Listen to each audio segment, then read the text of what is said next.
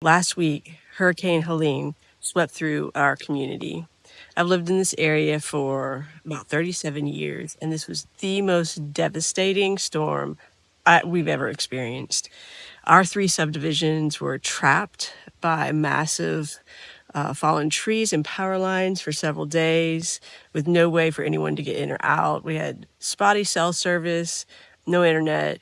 A huge tree from our neighbor's yard smashed our garden and missed our house by inches. We still have buckets attached to the rafters in our attic. There were gas shortages, food shortages, but our discomfort does not even come close to the devastations others experienced. And when you spend a fraction of a second considering how much time, energy, and resources it's going to take to regain any sense of normalcy in these communities, life can feel completely overwhelming. For you, the storm might be grief for an adult child who's turned their back on God, excruciatingly painful loss of dreams and relationships, worries about strained household finances, or woefully inadequate retirement funds, moment by moment marriage struggles, the exhausting grind of juggling career, family responsibilities, and personal time, or the weary battle of a chronic illness. I was so thankful yesterday when our senior pastor guided the church staff in a Lectio Divina exercise. We meditated on Psalm 36, 7-9. How precious is your steadfast love, O God!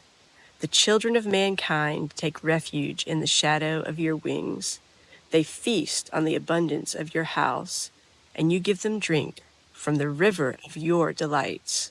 For with you is the fountain of life. In your light do we see light.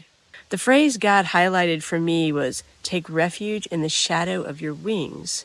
I had been feeling so inadequate, so much desperate need, and so little of me. God reminded me that He provides the abundant feast. His is a never-ending river of delights. He is the fountain of life that gives us clarity of sight, all because of His steadfast love. So the proper response to human tragedy and suffering is for all of us to take refuge in the shadow of His wings. That's our responsibility. That position of hope and trust keeps our hearts and minds at peace with our eyes focused on Him.